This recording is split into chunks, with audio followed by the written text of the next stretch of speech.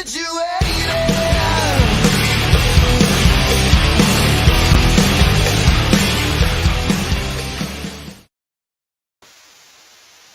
is up, guys? Give me 1 second.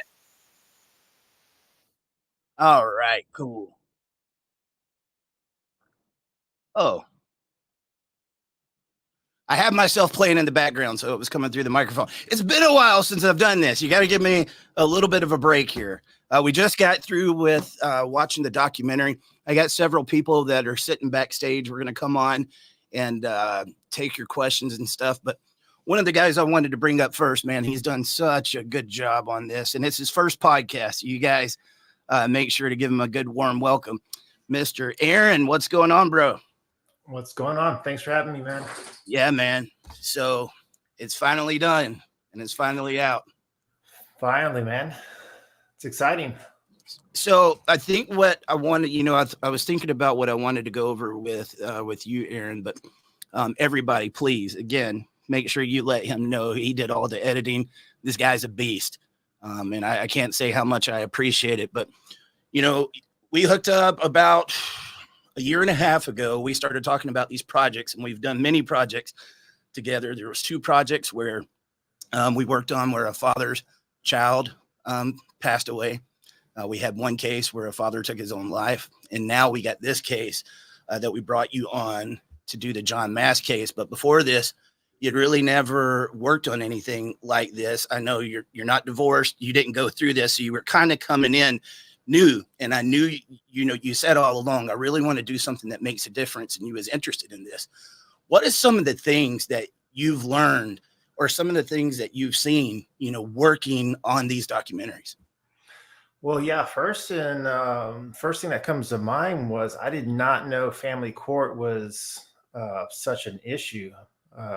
Like you said, I mean, I don't have kids. I'm not married, so I wouldn't even know the struggles dads face with that. But being on the outside looking in, and then coming into these documentaries, and then hearing all the stuff you've told me, then seeing firsthand through these films the struggles dads face, it makes perfect sense why they would make it hard on the fathers, because they're the ones forking over the most amount of money. And that was kind of mind-blowing to me, to kind of put those two together, or with your help, obviously, put those two together for me. That's the first thing that stands out to me. I've always known, and it's always been my opinion, that the mothers have more rights than the fathers, but man, just to see it firsthand and see like the destruction that it can cause is mind-blowing, Yeah. So somebody wanted me to ask you, had you ever heard of the term silver bullet before this case, talking about like false sexual allegations? Absolutely not. And now I'm very much aware of what that means, and the results that can cause. And it's so obvious in 2023 that the majority of these false accusers know that as well. That is a power move that they can just go to automatically when they feel like they're losing or they're having a moment, whatever. But yeah, now I'm completely aware of it more than I would like to be. Yep. Welcome to Dad Talk, dude. We definitely get into that, at some point in time. But, Aaron has gotten to experience this for himself. Outside of that, though, Aaron, it's almost uncommon to not have friends that have been through this. Have you heard from some of your other guy friends that are experiencing this right now? So yeah, full disclosure, actually pretty recently, before we were even done, I'll just go into it, man. Before we were even done with this film, I found out through a girlfriend of mine, Carolina, Robert's wife, and she told me that some girl was blasting me on social media. Good. Okay. And that was wild to me because it was all false. And so that's the part where I'm like, man, I know it all too well now. But yeah, man, it's just wild, dude. Yeah, I wasn't going to bring it up, but that was very brave of you too. And actually, it's it's very liberating to be able to, you know, come here amongst people. All of these guys have been through situations similar. I know that those were false because I saw your text messages that you was having with this party, and it seemed more like because you wanted to get away from her, that's when it really started. I mean, what was it like for you experiencing that yourself? There is a lot of mental anguish that goes along with that. Yeah, for sure. And the first night I definitely did not sleep, was up furious. And the next 3 days I was feeling pretty helpless because this same Facebook group, Are We Dating the Same Guy? They don't allow they don't allow men for first of all, if you go read their rules, it's very anti-male. They don't even allow females to defend the males that are being blasted. You're not even allowed to tell the other side of the story. And when I was telling some of my buddies this, literally each one of my close friends who I work with stopped me mid-story and they said, "Me too." It's wild, You're a man. man saying me too. Yeah. So I call this the Me Three movement, man. It's like I think all the real stories have been told, and there's no discount there. That's unfortunate and they deserve justice. But then, like, these other women who aren't happy with whatever, they feel like they can jump on the bandwagon, for a lack of a better term, and just ruin men's lives because they're just, whatever reason, just not happy with theirs. So yeah, it's definitely a Me Three movement, and it's unfortunate. Talking about this particular case, what was your thoughts? I mean, I had gave you a little bit of a rundown on what had happened with the mass case.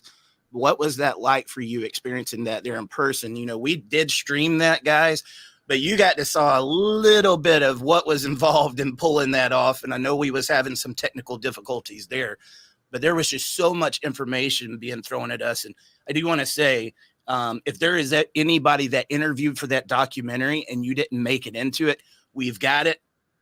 This story will be continuing. Okay. But we had to, encapsulate that so it was easy to flow. So, but like I said, going back to that, what was your thoughts on that versus what you originally thought this was going to be versus seeing it for yourself in person? Well, this was the first time I was in a courtroom and filming, and I went into this non-biased. Even though you hired me, I didn't really know the story from the brief bullet points information that you gave me. So I kind of came into this, not really on a side. And so I got to film the court and take in all the information really for the first time. And, one thing that really kind of bugs me is that we have highly educated people like the judge and the lawyers, and we have these city officials who have, decades of experience. And then we leave this huge life-changing decision up to a bunch of idiots and, in random people. And it just, I understand like the due process and why we need to bring in some non-biased people, but it was clear these people weren't biased. You got a small town and they pulled from that same small town, which to me was the first mistake. Like, it's almost impossible to not, have heard of the story. Right. So just seeing all that unfold, my jaw was on the floor when they had this might be jumping ahead, but that's just, my jaw was on the floor when they said manslaughter. I was like, wasn't even on the table in my book. It was so obvious. So, I just don't know how, because I went into it not knowing anything. And for me, it was super clear. Like literally day one, the dude said on the video, I premeditated it. That was all I needed to see. Take away everything else, all of the other details. That video alone, that statement, premeditated. Mm-hmm. That is the very definition of what first degree murder, right? Yeah. Yep. It's crazy, man. And guys, we took the night off to kind of decompress, but the next day Man, we took a trip down to Boise, like 5 hours away, and did that show there at John's grave. And it's like, we weren't there to be shooting a documentary. So to see this come together the way it did, I'm very proud of this documentary and the work we've done, man. Yeah, man, it's a great story, and kudos to you. You did a great job, like asking the questions, keeping it consistent, and finding the good questions to ask, and getting it out of the people that you were interviewing. You made my job super easy. So when I got to the editing bay, it was just going from one interview to the next, and the story kind of just unfolded on its own. I think that's been helpful to me too, having you there. Like I definitely had other guys there, but they're familiar with the story. They're familiar what goes on here. You have questions that a lot of people that might not have heard about this for the first time does. And you would ask them, I'm like, that needs to be in there.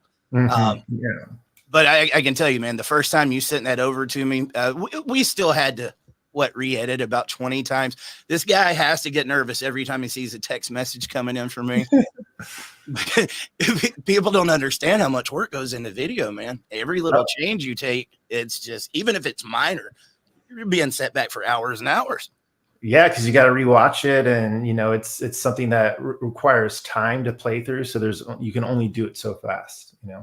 Yeah, man. But guys, really quick, I want to put this out there. Not long after this, please make sure to take that I Stand with John, spread it everywhere. We have another documentary that has been completed. We've been sitting on it for a couple of months. This one was not Dad Talk Today alone. We are the ones that directed it and produced it, but we had an outside funder. So I'm not sure where that will be distributed yet, but it's very powerful. And this is something that I wanted the movement to see this. I promised it was going to be for free. Not many people are making films and just putting it out there and saying, here, it's free. But we've got a lot more that's planned. And so your support goes a long way. And I'm going to be asking for it a lot more than I have in the past, because I want to get these stories out. I really do want to get these stories out. And I think this tells the story in a way that a podcast can't. I mean, you take, what was it, about 40, 50 hours in that trial that we had that week that just got encapsulated down into that 55 minutes. Yeah. It's much easier. It gets the flow, and people's attention spans are this big nowadays with TikTok, Yeah. So. Yeah. I basically just went through it and thought, what were key points that were even, important and relevant to show. And then I also thought, well, what do we have commentary on from either you, Mark, or David, or any other interview? So yeah, if we don't have like comments on it, then I probably wasn't going to show it, I got one last question for you, man, and I'm going to get on to the next guy, but I didn't give you any of these questions ahead of time. He asked me, he's like, are you going to give me a list of questions? We're just going to flow. We're going to flow. How is working on this documentary? How has this changed you as a person? And what lessons do you think you will carry through the rest of your life with it? Oh, that's a heavy question, man. I definitely have. I'm definitely more cautious with women, to say the least. I mean, a woman can support you and be amazing, right? And so can a man. Like, don't get me wrong.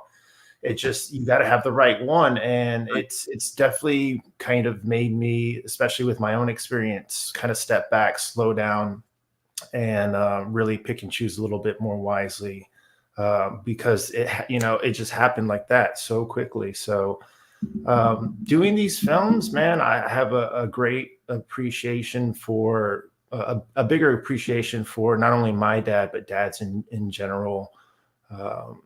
Because men, honestly, they don't get a lot of credit, because it's either you either do your job, you're either a dad who provides, or we're going to let you know if you're not. It's either you're supposed to do that. So there's not a lot of pat on the backs for just men in general. There's not a lot of either sympathy or emotional support as well. It's just something that we've been taught, be a man. Like, those are the worst 3 words you can tell a man, is to be a man and suck it up, So I think we're kind of coming to a point where all that's becoming more aware and more to the surface that, hey, men actually do need emotional support, and we're not just as tough as nails as you think, you know. Right, man. I hope these documentaries will help get these stories out there and help to change that narrative, because God knows we need it, man. We're going on 4 different platforms right now. We're on Twitter, YouTube. I got Dad Talk Today's Facebook and my personal Facebook. You need to go check out those platforms and go through these comments. I was going to show you all these compliments that you're getting, but it's a little overwhelming, man. I appreciate that, and I appreciate all your hard work on this, brother. We got a lot more work to do, so I'm Yes, sure we'll be sir. doing this again. Yes, sir, man. I'm ready for it. Like you said, I love doing something that actually matters, you know. I do as well, man. All right, brother. Love you, man. I'll talk to you a Appreciate little it. bit Love you later too, on. bro. Sounds See you, good. man. All right, guys. One thing before I bring on the next guest, there's one thing I want to clarify. These documentaries, remembering these stories, especially one like John's, there are so many twists and turns. It's almost like memorizing the book of Genesis. Okay. So it's very easy to say something. There was one thing that I said in the documentary, is maybe not that big of a deal, but I want to make sure that I clarify. Is there was the incident at the Basil's restaurant between him and his wife. And I said that they were arguing over a specific conversation. I think I was wrong on that. It wasn't like a major thing, but I just want to make sure I clarify, because you never know when somebody's, you was wrong, or it could have been that, but I do not think that was what was going on. I want to make sure, again, I know I just had him on. Dude, thank you so much for your help, Aaron. He's been amazing. Guys, I've got more of these films. I got about 6 that have been shot, and I need the money to edit them down. I don't do this much, but I'm about to really start asking for the help, because we need stuff like this. John's case, this is, going on year 4 that I've been working on this, and it's still going. The next part's about to happen. There is a lot that's involved. There is a lot that's involved. In the meantime, there's all these other stories that are coming through, and people want to get their voice out there. It's very hard because we just don't have the resources in order to be able to do it. But that doesn't mean that we don't do anything. We are doing what we can. And the more help we get, the more that we can do. Please make sure that that documentary continues to get spread. It was put out there for free so that we can get this awareness and get this movement where it needs to be. These stories are really going to hit people, because there are so many guys out there, just like we heard from the one gentleman in the documentary that said, I am John Mass, just a different name. Okay. That was a very powerful thing. There are so many other John Mass out there right now, and they feel like they are completely alone, that when they see this, they say, oh, there's somebody else out there going through this. They're talking about this in a public forum. They're not hiding from the shame. So one of the biggest things these guys go through is the shame. They feel like they got this black cloud around them, and I'll end up going on for another hour before I bring on the next guest. So I'm going to shut up right now. David, I'm coming to get you. Here we go. I want to bring on Mr. David Walk. David, what's going on, brother? Hey, what's up, brother? Hey, man. So, it's interesting how me and you met. You're actually from the town where Yeah. John was killed. Yeah, I'm sitting here right now. And you guys saw David in the documentary. He has been a very big help. This is another one I would like you to give us some hand claps for, because I Stand With John Part 1 would not have happened without this guy right here. I Stand With John Part 2, same thing. He filmed the sentencing, and so there's so many people that had a hand in this, and I wanted you guys to see him and hear from him. David, what was this like? Tell us about the first time you heard about the John Mass case. Well, I remember it vividly. I was just getting ready to go to work, and I watched your podcast, and you said what had happened, and in the comment section, is there anybody that can help me in Lewiston? And I piped right in and said, hey, I'm here. What do we got to do? And next day, we were filming the family. I mean, that was hard to do, but the Mass family is amazing. Yeah. In the spot that John was killed, you were interviewing them. Right on the house. spot. I mean, yeah, in his house, like the next day. A couple of days later, we've made our way up to Idaho or Montana, actually. and we are interviewing the family in the back of the funeral home with John's body in the next room. That's how real this stuff gets, guys. And that is not easy to look at a family that's grieving and say, help us get out that story. That's why it's so important that we make sure that these stories get out there. There was voices that were put into this in the middle of their grief because they want his story to continue on. Let me ask, in that area, how big of a story was this? I mean, it's huge. I mean, you got a town of 35,000 people. So, I mean, how often do you see somebody getting gunned down or murdered? So it was pretty big. Yeah, man. And another thing, I want to thank you. You're from that area. So, coming and doing what you're doing and making sure that you're helping to get John's story out, that definitely goes a long way. What have been some of your feelings working on this case, and what are some of the things that you've learned along the way? Yeah, that's the whole part about the silver bullet. I got very educated on that. I was aware of it, watching your podcast and stuff, but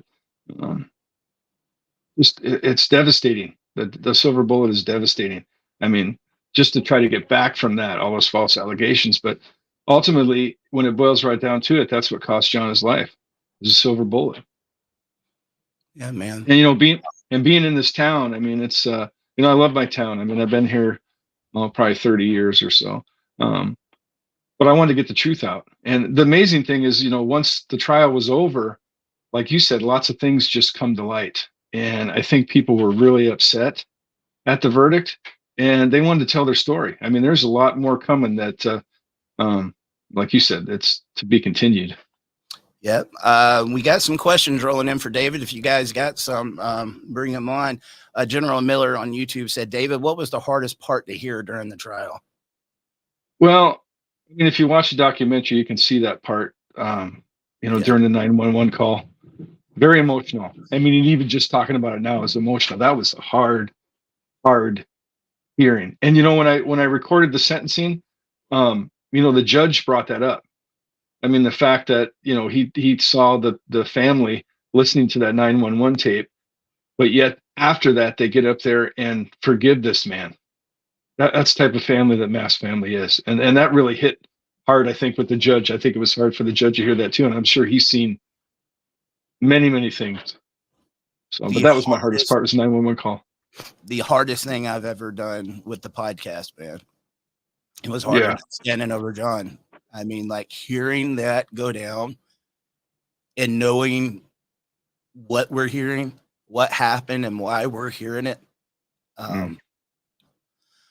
For people that work in this stuff every day, man, I don't know how they do it. I mean, the hardest part of making this documentary for me was every time I had to review it, that was the part when it came up. I just kind of looked away from the screen. I think Aaron did a really good job with that, but imagine that being your family and having to sit down and listen to that in court, man. I don't know. I really don't, man.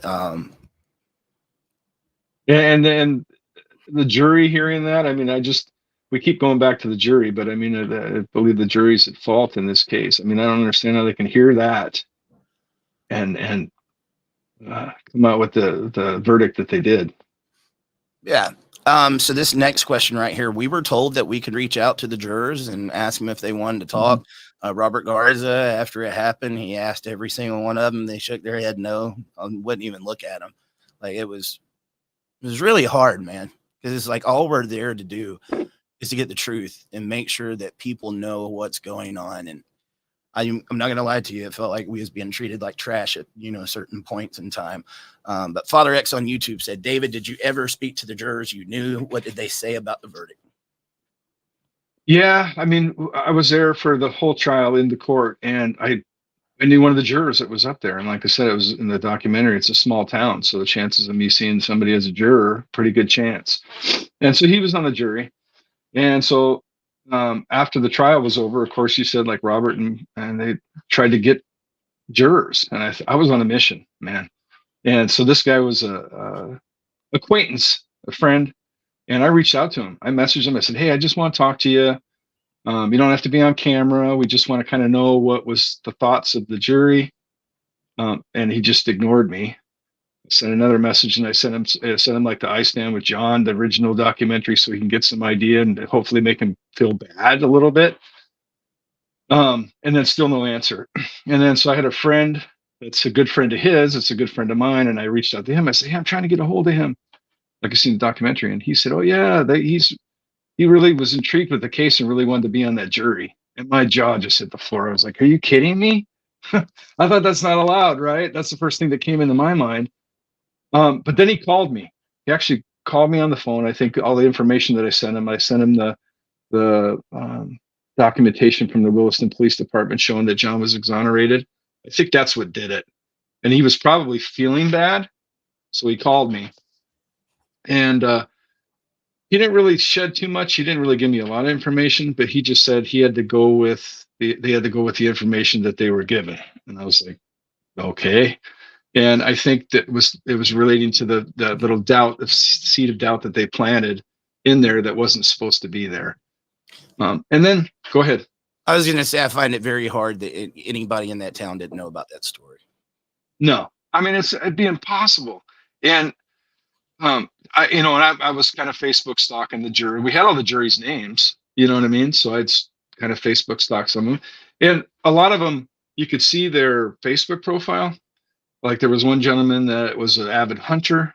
Hunting's huge around here, and Nez Perce County, where this took place, is like 78% care. 78% of the residents carry, so they're a gun state, so I think they were sympathetic somewhere to that. And that one guy was even from Winchester. Yeah. Yeah. I mean, and so do I, man. I'm a Second Amendment guy, but I think, this is some of the stuff behind the scenes people might not know. Sometimes it's not about what was said, it's what's not said. In the media, it was said several times John was accused of sexual allegations, but no charges were ever filed. Well, they tried to charge John. They tried, but he went in there, proved himself, did the polygraph test and everything, and he showed that this wasn't true.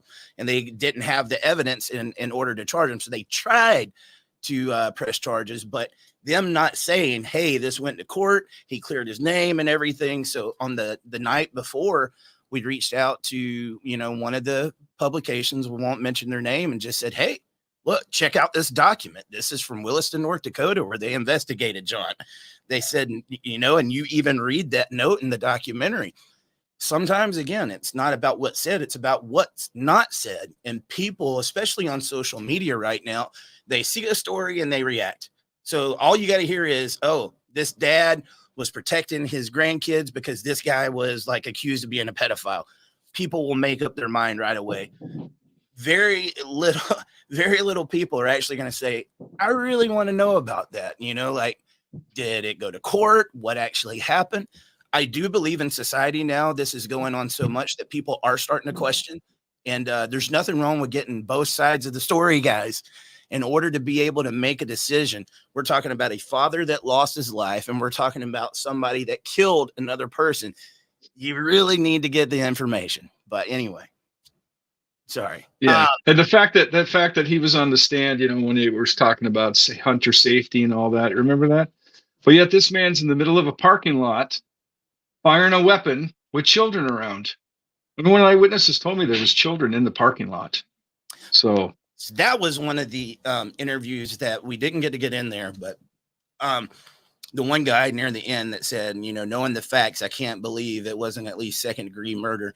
He was one of the witnesses to the case that actually watched this go down. We have this interview, and, I'm thinking about releasing an outtakes so some of the people can see some of the other stuff that went on. He had told us that this was so traumatic for him and his wife. After he saw this, he had to leave town, and he stayed completely away for, it was a month, wasn't it?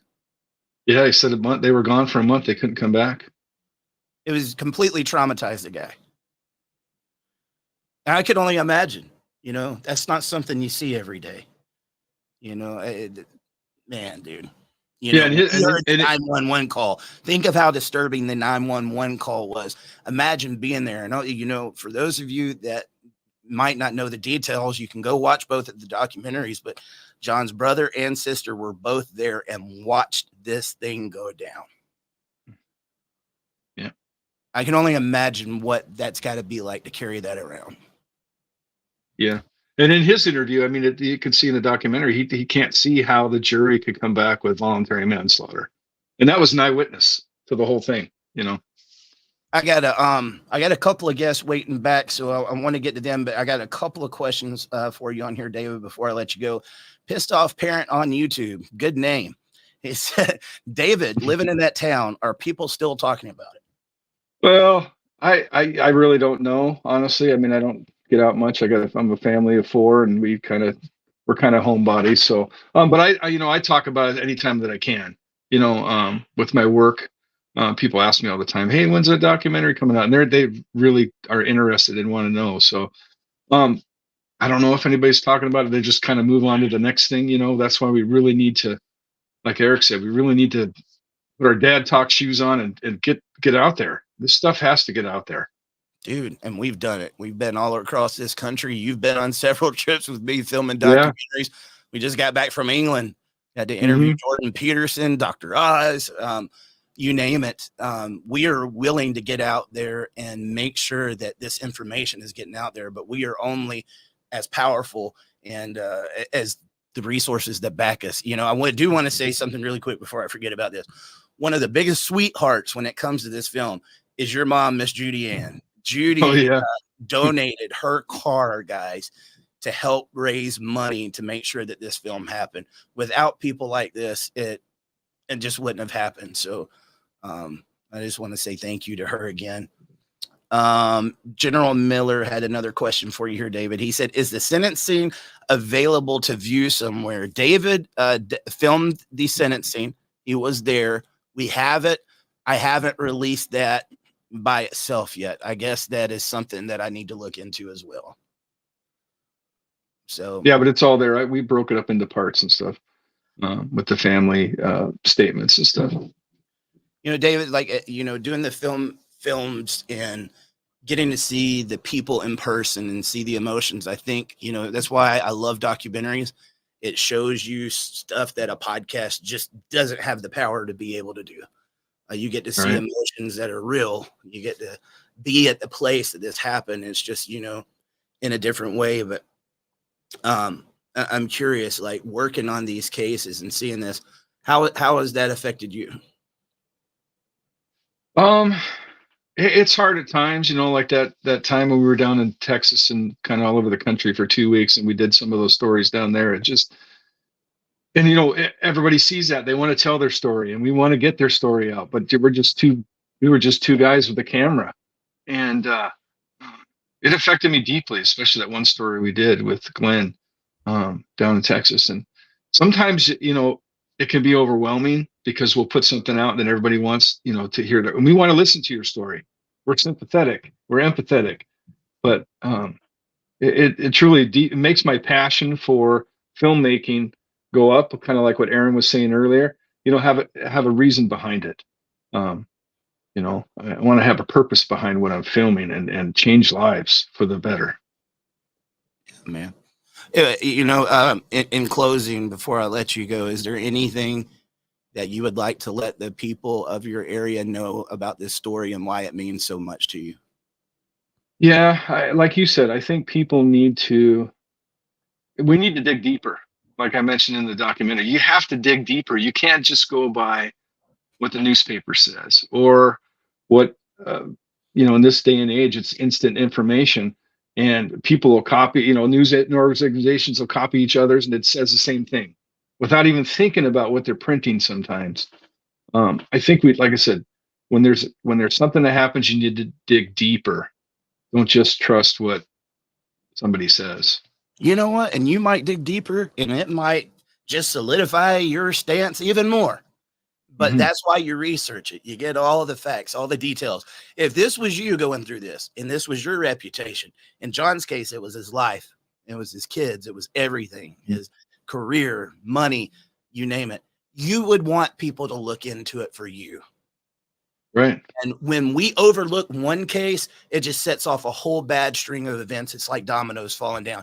And then it just starts becoming bigger and bigger and bigger. In this conversation with false allegations, not just false allegations, but these guys getting gunned down at custody exchanges.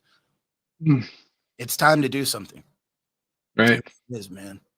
Well, brother, I appreciate you so much for You giving bet. me. I appreciate you.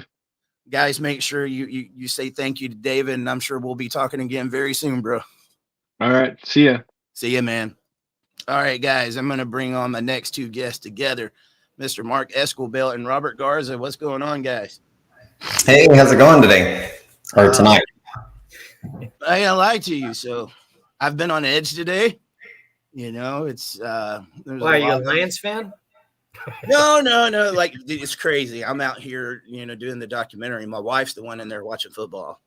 He's a football fan. But no, man, just, you know, you put all this time into something and you want to make sure that you're doing it justice. And Well, you know, we didn't leave anything on the table. you did a great job. So I just want applause for you. And anybody that wants to donate, please donate to Eric, because he's putting out these videos of your stories. He's taking real things that are happening to all of us in family court and getting it out there and educating on a whole nother level. So anyway, sorry. Yeah, no, I appreciate it, man. Like I said, guys, he got like 6 other documentaries. One is complete. It's ready to get out.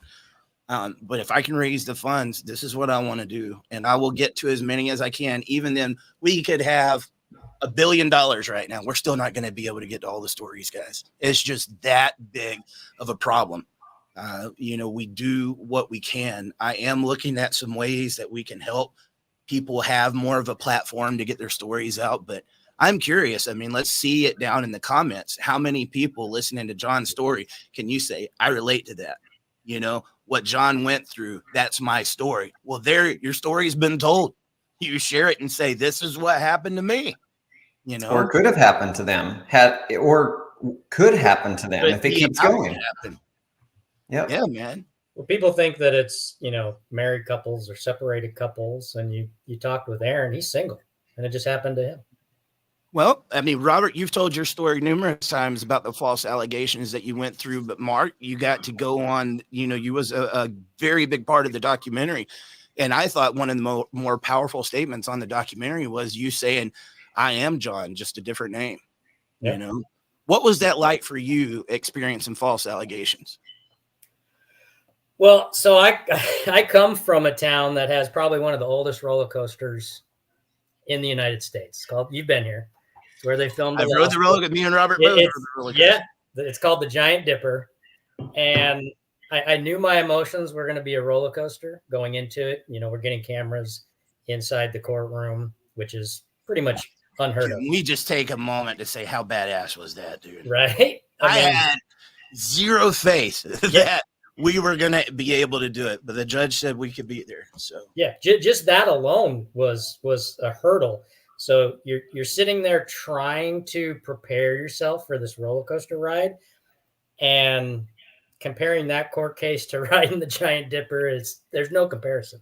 I would do the Giant Dipper all day long than do the emotional roller coaster that we did in that courtroom for a week. It was, you try to describe it to people, but unless you're there, like when you watch the documentary, you get emotional, but I don't think you get as visceral of an emotional feeling hearing it after the fact. When you hear it live, I mean, it's like going to a concert and then someone tells you, oh my God, that concert was so good. I wish you were there. When you're there, it's completely different emotionally. We were right there up front, so we could see everything. You could feel everything that was going on. I can tell you that knowing that he had begged for second degree for 2.5 years, and knowing that they had begged to bring in all the family just BS to slander John, and he's not here to defend himself. When they said not guilty for first degree, I turned to Aaron and we kind of did a half jaw drop, like, oh, okay. No on first degree. Okay. He's going to get second degree because he's been begging for it for 2 years. When they said not guilty to second degree, I think my whole body just kind of went numb and my blood started boiling. And me and Aaron kind of did a WTF to each other. Like, where's this going? And when they said manslaughter, I don't even think we could stand up. He was running the camera. I was taking pictures. And I think we both just sat down and went, did that just happen? Did that really just happen? A confession, and the jury just botched the whole thing. I mean, that was, been doing Dad Talk for 4 years now, and that was a first for me. I've never been in a court case. We had never filmed before. I never got to really even initiate my family court, because every time I went to an attorney, they wanted more money than what I had. And so we've talked about this for so long, trying to raise awareness, but that was my first real skin in the game, being there, getting to feel the emotions, watching everything unfold. Not only just that, but a case of this magnitude where the false allegations were involved, seeing the tricks that get played. And it just really made me think about these guys when they go to family court and they're told not to show any emotion. Like, that wasn't even my case, dude. And like, it took everything I had not to show emotion. When that verdict came down, dude, I've never been so devastated in my life. I remember going back to the Airbnb and just like screaming to the top of my lungs. You know what? It was the defense person that was their lawyer or whatever. When he put that they weren't supposed to talk about that stuff, and he did it anyway, that he knew what he was doing. That's exactly why he did it. And so the sad part is the prosecution couldn't talk about it because, they limited the scope of what they can talk about. And a lot of people don't understand this. There's stuff that evidence that didn't come in because they limited the scope. And they thought, and as you saw in the video, he admitted it was premeditated. They thought they had it done, but all you had to do was cast a little bit of doubt because they didn't know that it was, decided early that the scope that they couldn't talk about stuff. They put that little bit of doubt, and that was it. Because that you couldn't tell the jury that John didn't do any of these things, that it was exonerated. That never came out. So the jury didn't know that he was begging for second degree either. I understand.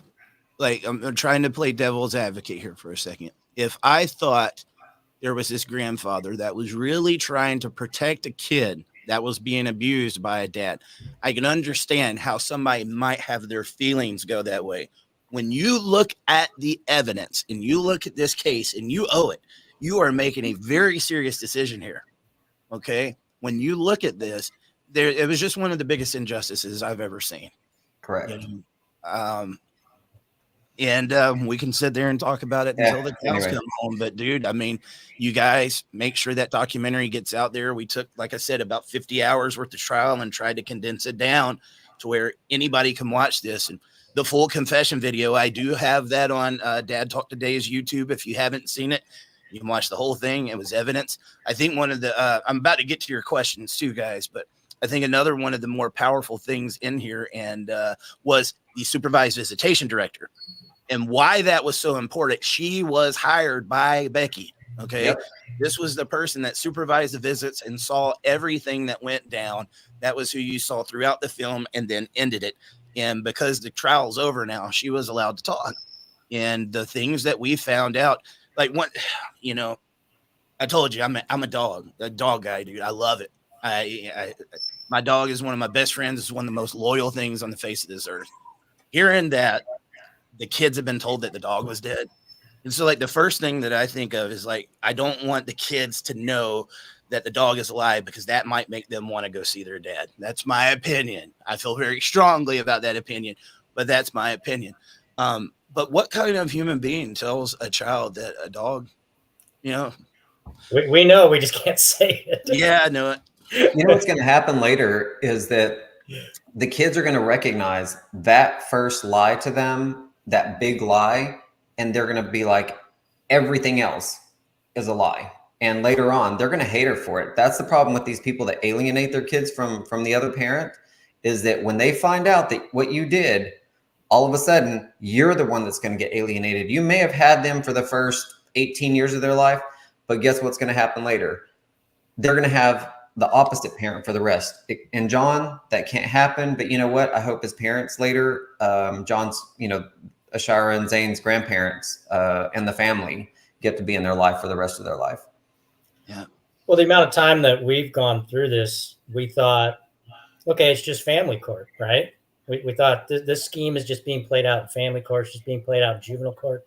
We'll get all justice over here in criminal court, right? And then we're just deflated at the end of it going, wait a minute, we don't even have a remedy in criminal court now too? You can basically get away with murder in Idaho? So, well, anybody going through these false allegations or any family court stuff, you can go to the Dad Talk Today support group. We have advocates in there that can help you with your case and everything else. So, and thanks to Eric for doing that. He's the one that put the support group together. But everybody can come in there. And if you have any questions, all of us can answer them. Everyone's been through it. It's also where you can tell your stories, guys. For everybody that keeps saying like, hey, I want to get my story out. There you go. There's 40,000 other parents in there that's been through situations like you. It was a safe place. It's a private group. If you want to get your story out and you haven't been able to get in touch with one of us through email or something like that, that's what that support group's for. And I guarantee there's people that watch it like a hawk, and they'll make sure that your story gets out there. So utilize it. It's free. It's free. And we go live like this all the time. So you have questions, even right now, throw them up in the comments. We'll answer them. I'm about to get to those. Yeah. Well, that's a good thing about the support group. Like you said, Eric, you used to listen to podcasts while you were driving. I used to listen to the same thing when I was working at 6 a.m. in the morning. I would turn on Howard Stern and just listen to him. We didn't have anything to turn to 10, 20, 30 years ago. And there may only be 40,000 people in there now, but at least it's someplace to come to. We know there's 20 plus million people going through this, if not 25 in the United States. So the fact that there's only 40,000, it just means people haven't found us is all. But they're going through it. Everyone has the same story, whether you're a mom or a dad or a grandparent or a cousin or aunt and uncle. Everyone's been through it. They may not know the terminology, silver bullet or gatekeeping or anything else, but they've gone through it. It's like the old joke, oh, my drunken uncle's coming to Thanksgiving. This is the same thing. Absolutely, man. I'm going to get to some of these questions. Mr. Todd Ashley said, I wonder if we'll get to see the wrongful death case live. All right, so not to push the point about finances, but I just want to give you something. So every one of us that you've seen tonight was at that case. Okay? There's 5 different people, and every one of them needed a plane ticket, besides David, because he lived there. Yes. Needed an Airbnb. We needed a rental car, food while we were there, the gas, having to pay the camera operators, the editing, everything. It is a lot involved. Could we stream the wrongful death case? I think there is a very high probability of that. Can we afford to? Not as it sits. If there is somebody that would like to sponsor that, I'm willing to listen, because it's coming up very soon. But we had to auction off 2 cars and get on here and sound like televangelists to raise the money just to get this documentary out, to give it away for free. Yep. Guys, we gave that away for free. Because that's not what this is. But if we got the pass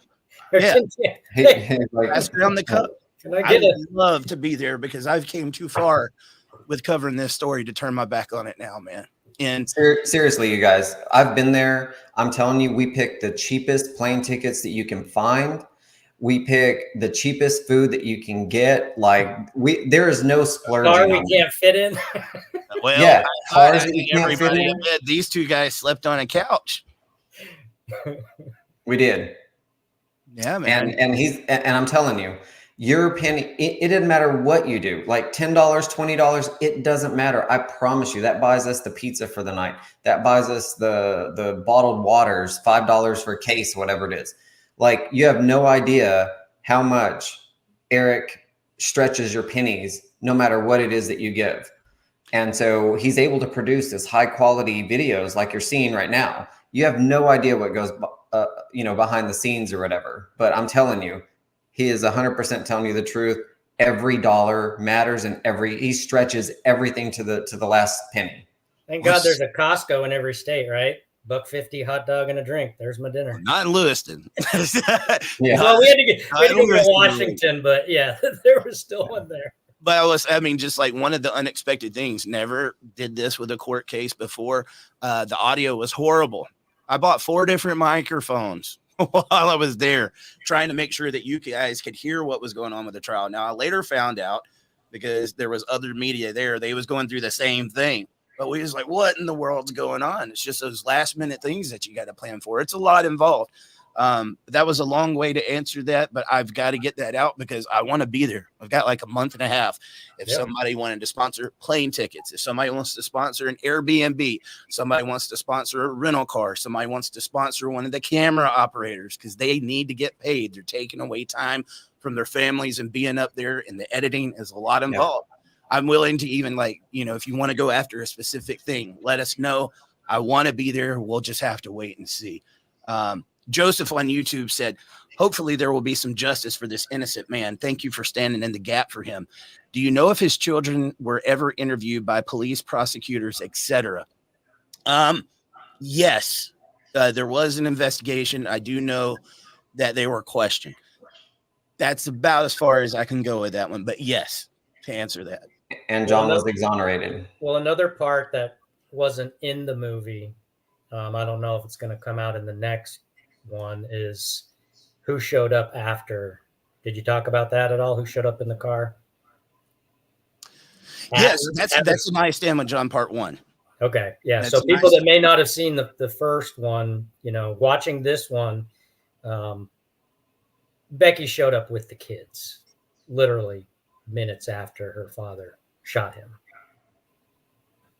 We don't know if the kids saw it or not. I could only imagine with the scene that was going on in that parking lot, dude. But, again, I want to thank everybody. There was so much that came out in this one. There is interviews. If there is a part 3 to come out, we've already got a good bit of the content. There was a lot that, like I said, I just couldn't add it in here because I wanted to make sure we followed this trial and this.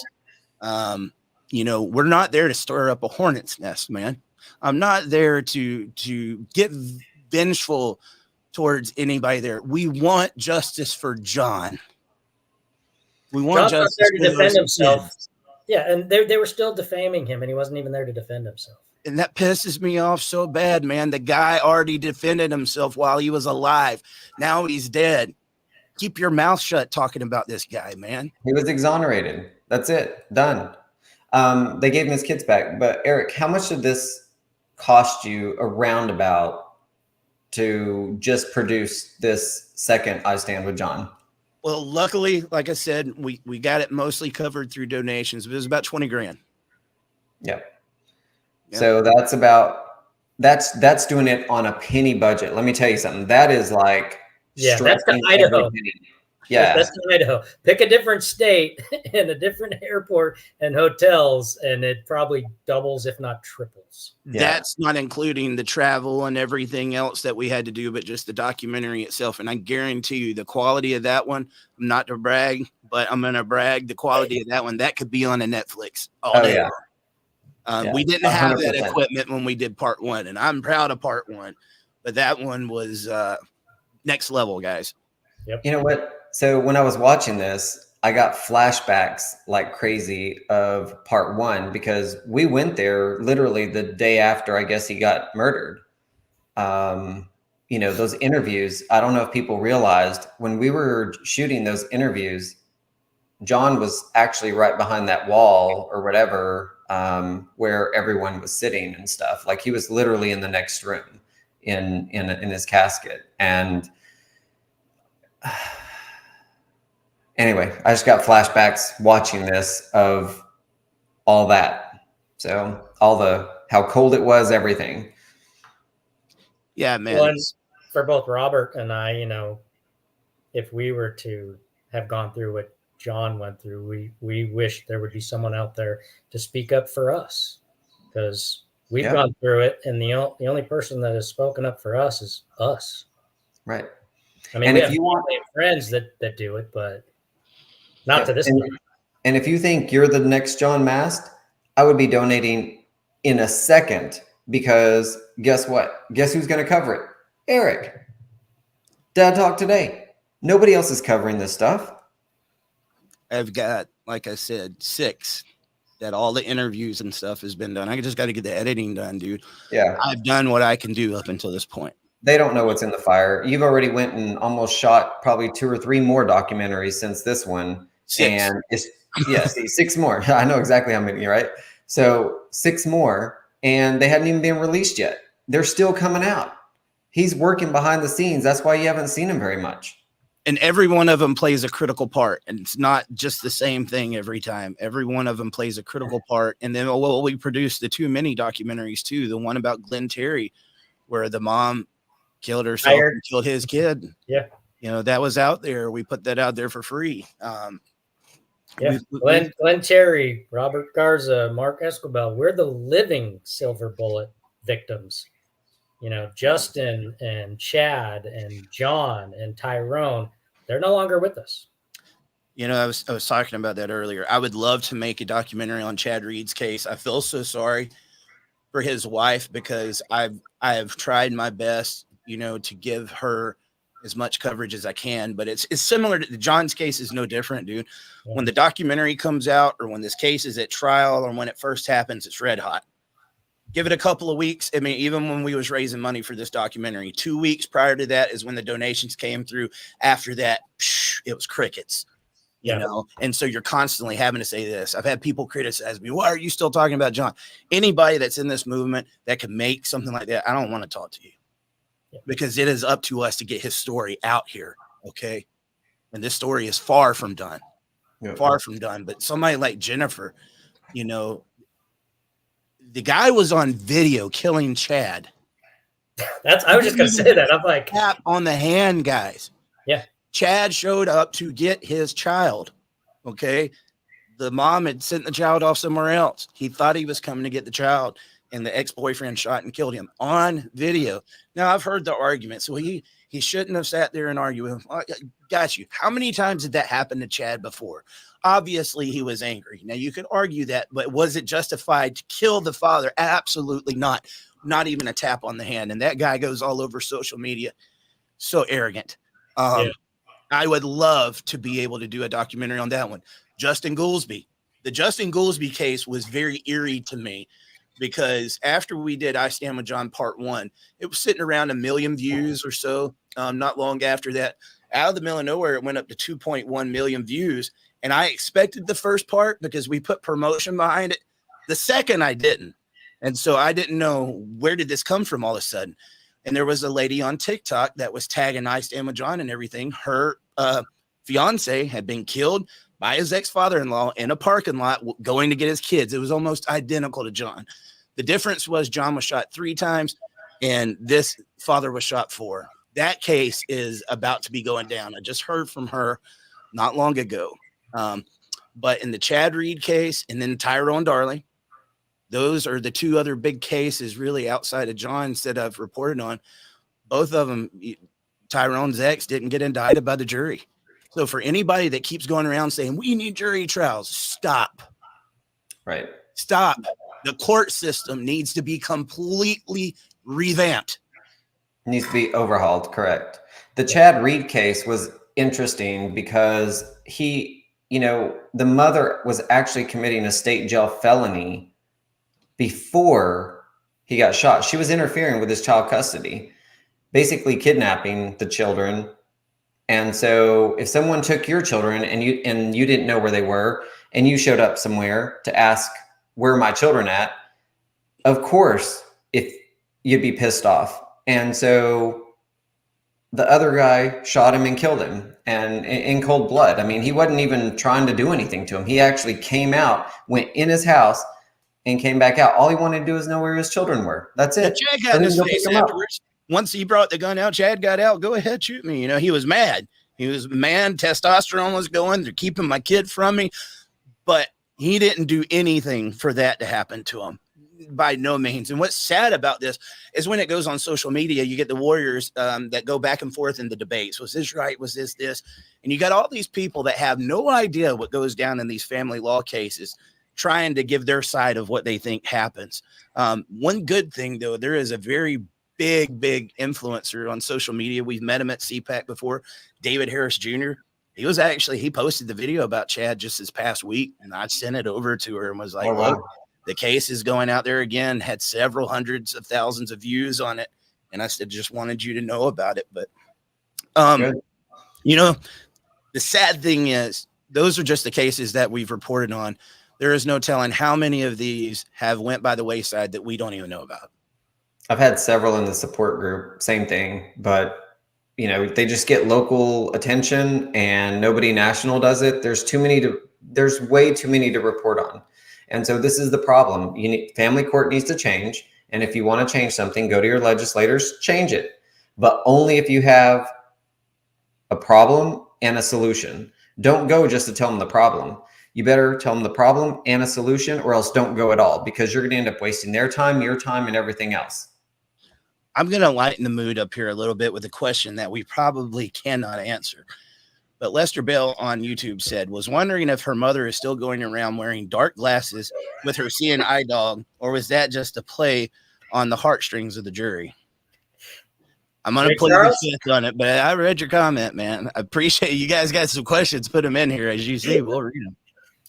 Well, I mean, to jokingly play devil's advocate, maybe she didn't read the text it's done with those glasses on because she couldn't see it. Laura Witten on Facebook said, should not the former wife also receive charges as an accessory? Is there any hope that the former wife will also be held accountable for the role that she contributed to cost John his life? Like I said, there is a wrongful death trial that's coming up in March. We would love to be there. But that will be with her. The case with Jim is now closed.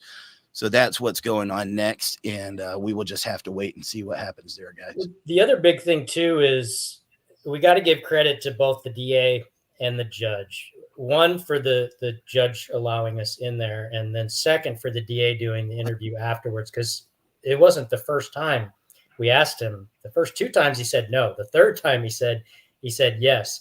But what came of that is other judges got to see how this judge ran his court. And the DA even said, we're going to roll this into our next training.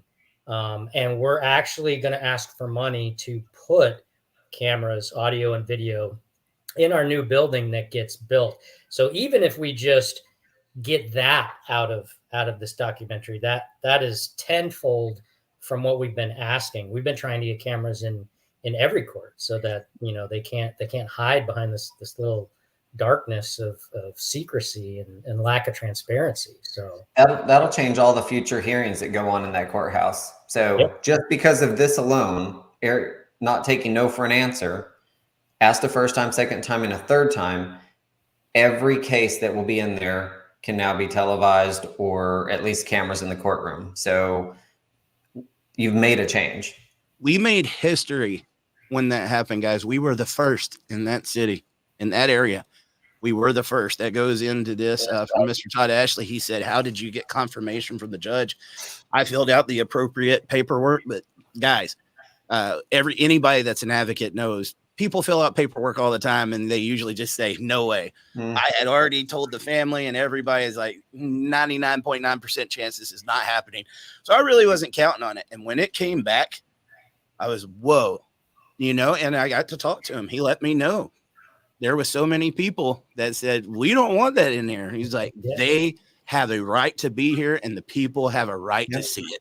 First judge I've seen more judges like that, guys. Could you imagine what the system would be? Yep. Court shall remain open. We have so many judges that are violating the First Amendment right now. And so the fact that he didn't violate it was amazing. And it sets a precedence now. So if you're in Idaho and you fill out the proper form and they say no, you're like, well, there was this precedence up in Lewiston. Because we do it in California all the time. It's called an MC 500 and an MC 510. And they'll allow you in the courtroom. and you got to get permission from the presiding judge. But depending on the case, depending on transparency, depending on if they're wanting to hide stuff, they'll use confidentiality. They'll use any excuse in the book to not let your cameras in because they have something to hide. Yeah. So thank you guys for this. Diana White was asking Jeff Morgan. They were asking what amount would it take to be there to film? Probably in the 10. Actually, no. I take take that back. We're probably in the 15 to 20 to do like everything that's needed. We're probably in the 30 range, guys. And that is very cheap. That is live streaming the trial, probably making I Stand with John Part 3 and the airplane tickets and everything else that's going to be involved. But I think I could pull it off for that. I might have some people scream at me later on for saying that for that low amount, but we do it the cheapest that we can every time we go somewhere. And I can tell you, if you look at all these documentaries that are made, they spend hundreds of thousands of dollars, hundreds of thousands. It's just that we have people that care in this. And that's not saying that it's my salary, Eric's salary, Mark's salary, nobody's salary. There is nobody getting paid for this. This is expenses. There's no hired anybody except for the people that need to be hired. All this stuff is volunteer pretty much. And what he's telling you, or else it would run into the hundreds of thousands of dollars to do one of these.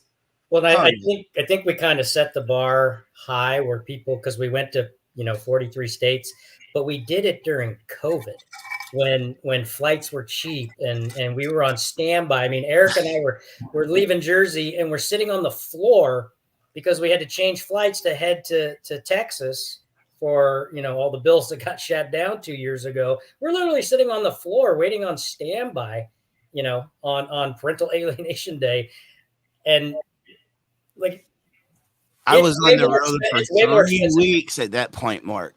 Yeah, 3 weeks all over the country. Yeah, it's way more expensive now. We were fortunate.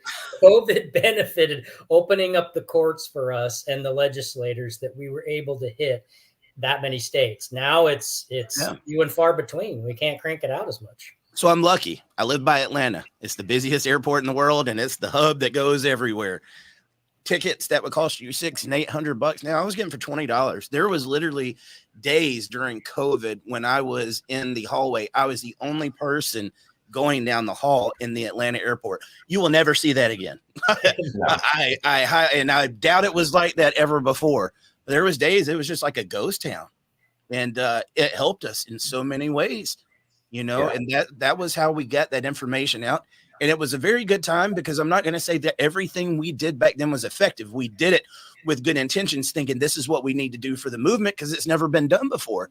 I got to see what works and what didn't work. It was a learning process, going around and talking to the legislators and seeing what we can do.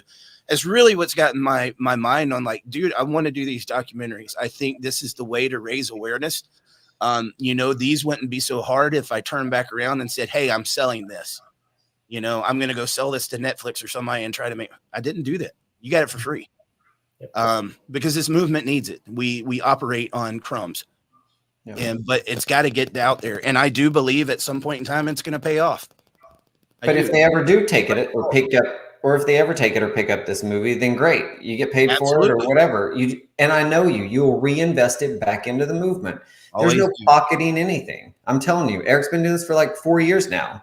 During COVID, it was so crazy. I mean, it was like 20. Eric's like, hey, we're going to Washington, New York, Pennsylvania, blah, blah, blah.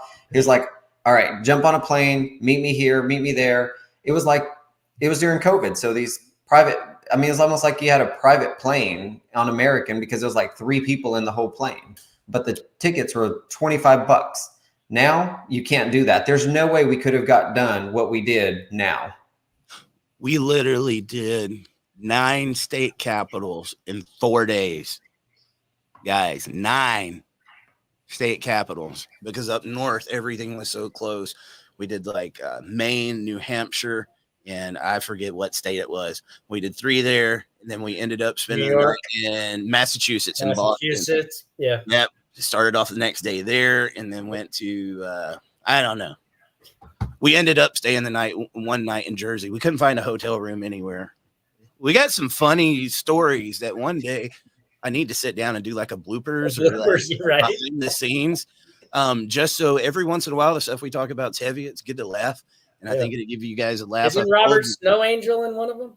Well, Robert Snow Angel, I think the one that we've told more than ever. Ice Angel is what we should call it. The homeless man that we gave the pizza to. Oh my gosh. Thought we was, blessing the guy, but I accidentally sprayed water all in his face because the bottle of water I gave him was up under the tire when we pulled off. And I couldn't stop and say I'm sorry to the guy. And that was like in New York or Jersey. I got some funny stories, and it was funny. It was super funny the way it happened. We were trying to be nice, and then ended up spraying him. But anyway, for the scooters in where was that, DC? Oh, yeah. We won't go into that story. Yeah, don't let Mark get on a scooter. No. Ventura Beach house rental, and I don't know where Ventura Beach is. That's what I figured. It said, does John's family have a relationship with his children now, or is the mom keeping them away? I'm not going to say mom's keeping them away. I'm not going to say that she's given access either. I'll just stay away from that comment. But has John's family seen the kids? No, not since his death. I do believe. I don't no contact either. You got to remember what happened the last time somebody went to see the kids. Well, and so there's another thing too. Gary was there, and a lot of people don't, I think, understand what it felt like being there at a murder trial and the security that we had for us. Because so we had security from the time that from our Airbnb to the courthouse while we're at the courthouse and coming back. And so did the Mass family. Yep.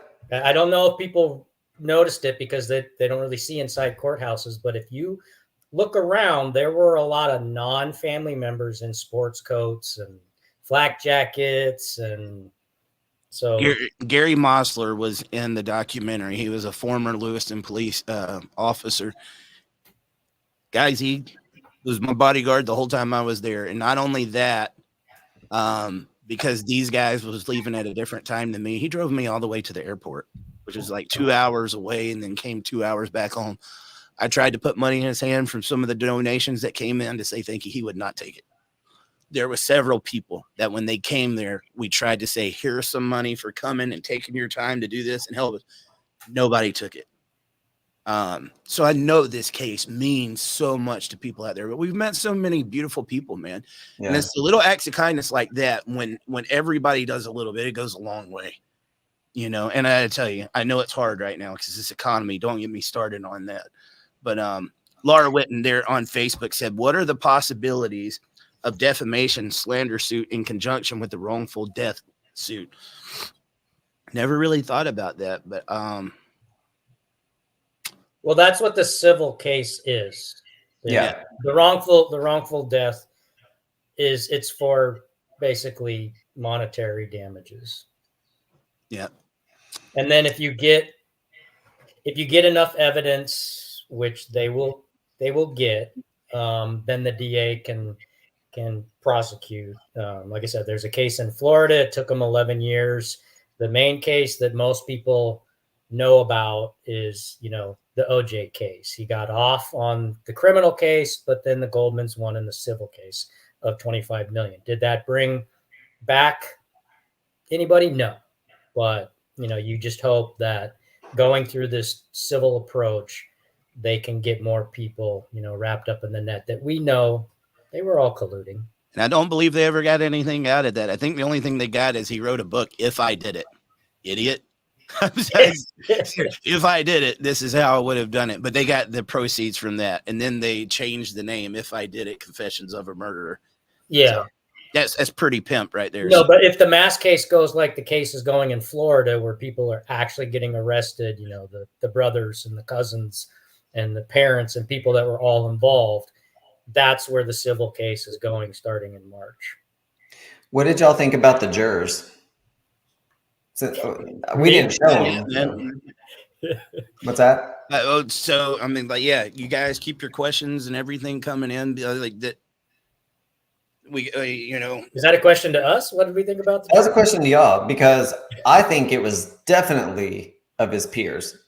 You guys know how vehemently strong I am supporting men's issues. But when I saw the jury and it was all men besides 3 women, and then when 2 got excused, it was 2 of the women, I heard several people say yes. And I was like, no. Yep. A lot of times women can catch other people's bullshit quicker than anybody. Yep. Especially you guys got a wife, that sees what your ex puts you through. They can pick up on the BS quicker than anybody. So at that point, I was very worried, but I could also, not trying to profile anybody. Guys, I mean, I just got my haircut. I had a beard down to here and was wearing my camos and out hunting every day. I'm a very big Second Amendment guy, but when I looked up there and saw, I was like, my fear is, there's going to be people up here that aren't going to look into the story, and they're going to say it was a grandfather protecting himself. And it's similar to like the Chad Reed case. The first thing that bothered me about that, one is it was state of Texas. I love the state of Texas, and I love, besides their family court system, I love the state of Texas. I love that they protect the Second Amendment. At the same time, when the Chad Reed case happened, I knew it was going to become he had a right to shoot him because he was at his house. No, he didn't. Chad was not trespassing. He was there to pick up his kids. Now, if he had came at any other time and he wasn't supposed to be there to get his kids, you could have an argument. He was there to get his kids, and his kid wasn't there. So that was the second location. The kids weren't at the first location. And at that point, they were committing a state jail felony. Yep. And so what I think is happening is our climate is so politically charged right now that everything becomes about politics. Everybody's got an opinion on what's going on. That politics are playing into these cases and assumptions rather than getting all the facts. The world is not taught to get all the facts. And in that case, I just look at it this way. I mean, as far as the jurors, you got Jim saying it's premeditated. Take everything out of there. Anything else, even though there was a lot that went on, that thing alone right there, it was a very big injustice that we saw going on in Lewiston, Idaho. And that's why the documentary was called Lawlessness in Lewiston. Well, we know the jury was taken. I can bet anything that had the defense not violated the rules, this is my opinion, on saying anything about John and putting that, they violated the rules is what they did. That's why the judge had to stop the trial and let the jury out. Had they not done that, and then the other part is the jury didn't disregard what they supposedly should have disregarded.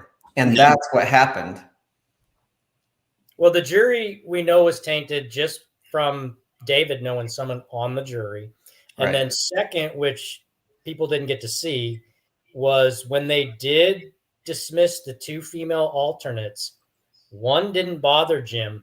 And when the second one got dismissed, he lost it. He turned to his attorney, which we didn't put it in the film, but you knew he knew her, and you knew that was someone in his back pocket. Oh yeah. Let me add to what you just said, Mark, because we got to be careful of what we say. When he says it was tainted because David knew somebody that was on the jury. He knew somebody that was on the jury and had the conversation and found out, through somebody else that this guy knew about the case, which he clearly wasn't supposed to. They had people that had to be excused from the very beginning because they already knew about the case, and they said it was a mixed bag. There was people on both sides. They had already made up their mind. In that little small town, dude, come on. Not just in that little small town. I guarantee you, John's story did 100-mile radius. I've had so many people that knew about that case, and I think it was almost impossible for him to get a fair trial. Yeah. No. And everybody, I Stand with John, Lawless in Lewiston is amazing. If you want to go see the first one, it's I Stand with John. It's on YouTube. It's on Eric's Dad Talk Today thing. Also, I would go back and watch both, but that was nothing to this quality. So I will say this: if it wasn't left in the jury's hands, and it was a jury of one, which is an option. You can have the judge be your your jury. Judge Monson would not have went to manslaughter. I don't think so. We'll never know, but he seemed very, very fair, and I do not speak highly of judges often, as you guys know. I think the judge was fair. I give credit where credit is due, man, and like that is the type of person that can bring my faith back to the system, but that's very rarely the type of person that we see. I want to make sure I get to these. Jay Myers there on YouTube said, did the children go to John's funeral? No, we were there. We live streamed the funeral as well. That is on the Dad Talk Today Facebook in case you haven't got to see it. But so sad. If you haven't seen the first John Mass one, there's a little gem at the very end if you pay attention to it. Yep, that has to do with the children. Mia Lynn Overton Mornow said in the Chad Reed video that everyone could see, the only threat Chad made was that he was going to take all of them back to court for withholding his son. Where's my son? Mom was withholding his son against court orders. Dad was just there to pick his son up and was shot by that little pansy coward with a gun. I mean, she said it. Kind of it in the nutshell, man. Yeah. I didn't know Mia until tonight. Looks like she knows a lot about a lot of these cases and a lot of stuff about she's been what's around going Dad on. Talk for a while. Well, that one's tainted too, because that guy was having an affair with a judge, which, read into that what you want, but a guy gets away with shooting someone point blank in front of eyewitnesses. Maybe it's his friendship with the judge that didn't get him charged. Maybe it's not. We'll let you decide. Hey, Brooks, everything's all good. Good. I see he's commenting a lot. Brooks is another advocate. I'm going through all these comments. I'm trying to find you There's guys a lot. questions, but man, yeah, there's a lot going on. Brooks, the Godfather, they're all pushing for cameras in the court. They've been arrested for it. I would love. I mean, that's another thing. Like, I got to be careful with ideas, because when you get ideas and you already don't have the resources to do what you're doing, right, then you open up another can of worms. But I was like, man, if we had something, I would love to, like these high profile cases, make sure that we got cameras in the courtroom. We've already got one under our belt, and we show, even though that we didn't agree with the verdict, we were very respectful. I thought we carried ourselves well, and the guidelines that we were given, we abided by them. Yep. But people should be able to see what's going on in the courthouse. We are the taxpayers. That's our house. They work for us. They've worked for us, and they are supposed to be protecting our families, not breaking our families apart. And it's obvious there is something going on, guys. I get accused a lot of being way too men's rights or too intense, or some of the way that I say some things. Guys, we're really starting to see the repercussions of this. These were some interesting statistics that I found out in the past week. 63% of men 30 and under right now are single. We haven't ever seen that before. They're not even getting in relationships. Divorce is at an all-time high, and marriage is at an all-time low. I got to correct you. Divorce is at an all-time low. Marriage is also at an all-time low. It's not that divorce rate's getting better. People just aren't getting married. Single parents is on the rise. The United States of America has the highest amount of single-parent households than anybody else in the world. And who do you think is leading those households? Women. Men need to speak up more. It hurts people's feelings to hear the truth, so it's easier to just, come at me than to accept what is really going on. Well, it was 82.5%. I think last year or two it dropped by a percentage or two, but the last stats that we were given from, HHS and the census and YouGov, it was 82.5%. Yeah, and that's why the incarceration rate come from fatherless homes is so high, 80-something%. Yeah, I mean, for that reason. If the percentage was the other way, this would be called woman talk, right? Well, if you think about it, 82% of the time, women were non-custodial parents, right? We call it woman talk, but it's dad talk. We're the higher percentage of non-custodial parents, we're the highest percentage of death in every work outlet there is, every industry, you name it. So it's dad talk. Sorry. So interesting thing. Like, I don't know how long you guys, like some of the people in the audience has followed this, but very early on, I wanted to make sure that it was much more equal. We was having all the conversations. We started a mom talk today on dad talk, and we had that. And what happened? They couldn't stay out of the men's section and still got mad every time we talked. It clashed. Okay, not the people doing it, one of the people doing it.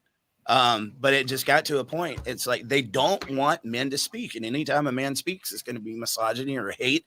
And that crap just gets old, man. I don't let it bother me anymore. We got to get way more intense with the discussion, because why?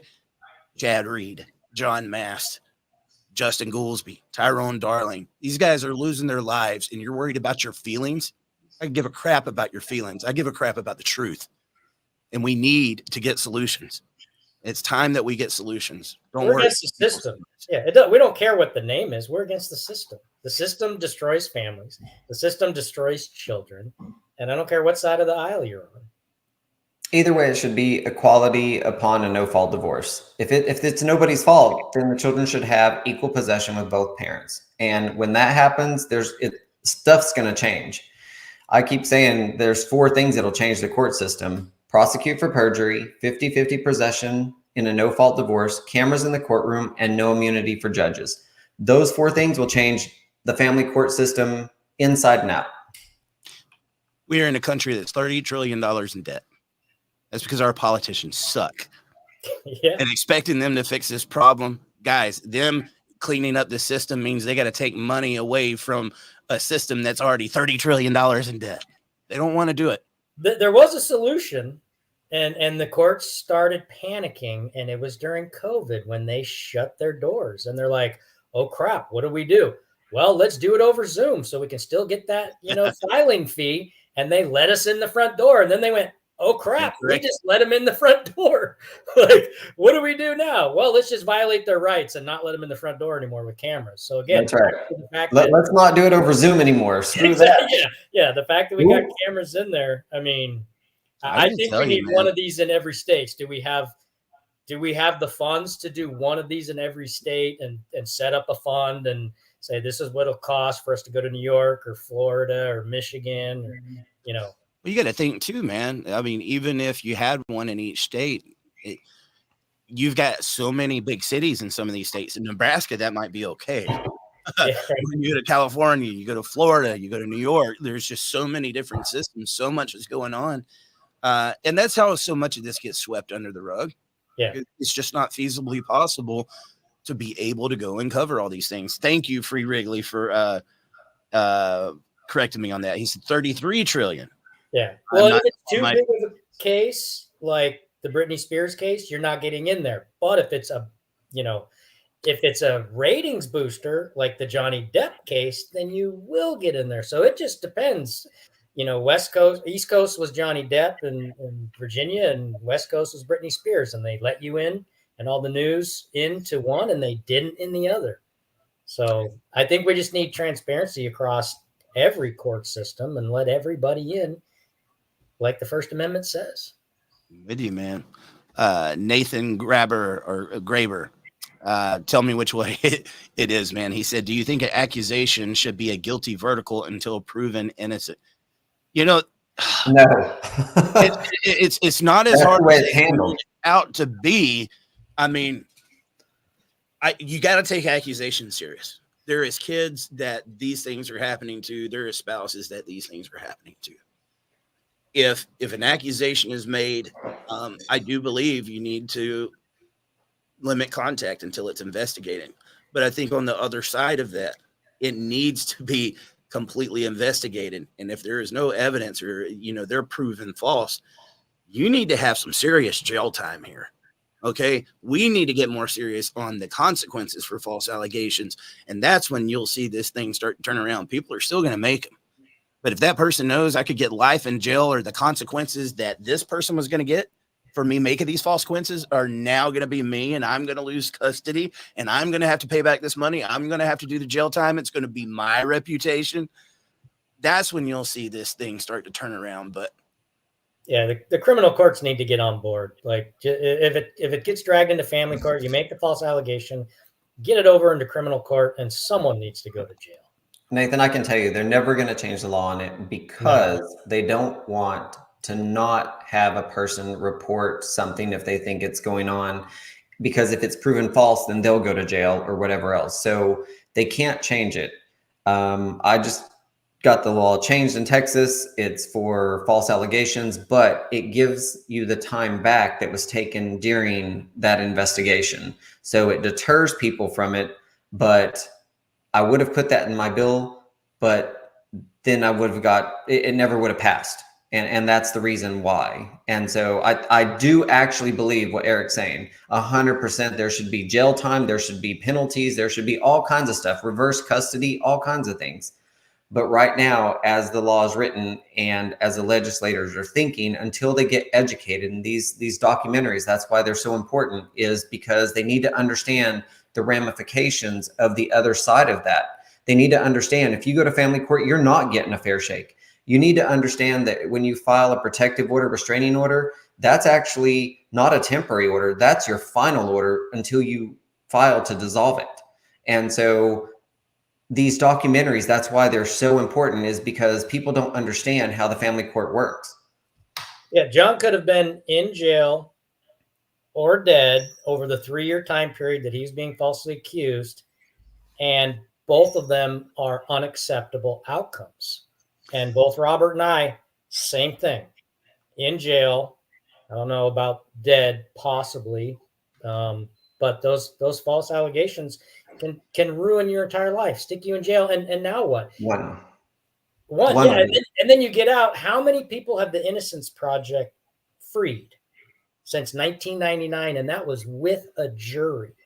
So if you're accused, go ahead. Sorry, go ahead. I was just saying, if you're accused of more than one, I mean, you either A, have to completely stay out of court, or B, it's just by sheer luck and will and drive and hard work that you didn't get accused of a false allegation. How many did John go through before he lost his life? Well, before he was exonerated and then lost his life. 3 years worth. No, how many? Like 1, 2, 3? 3, right?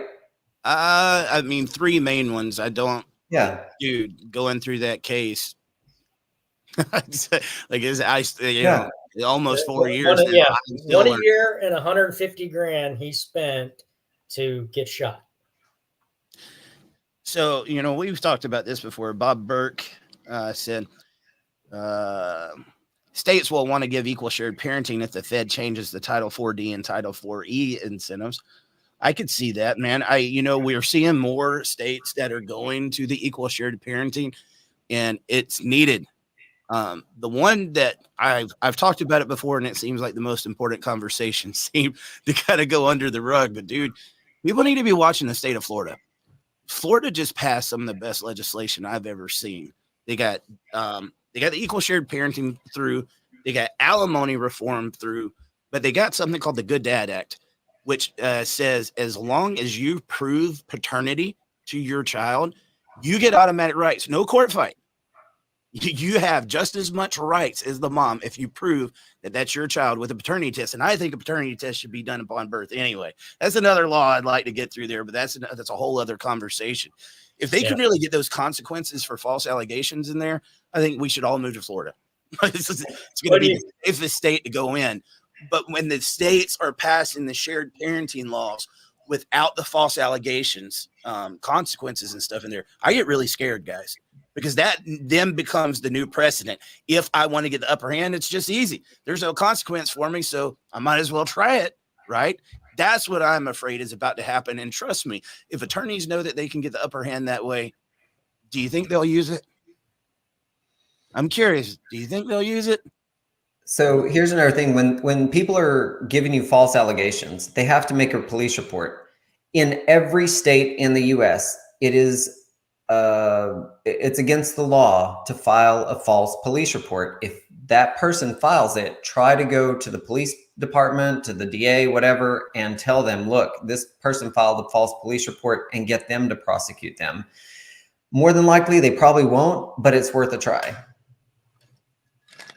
Yeah, in California, it's Penal Code 148.5, filing false police report.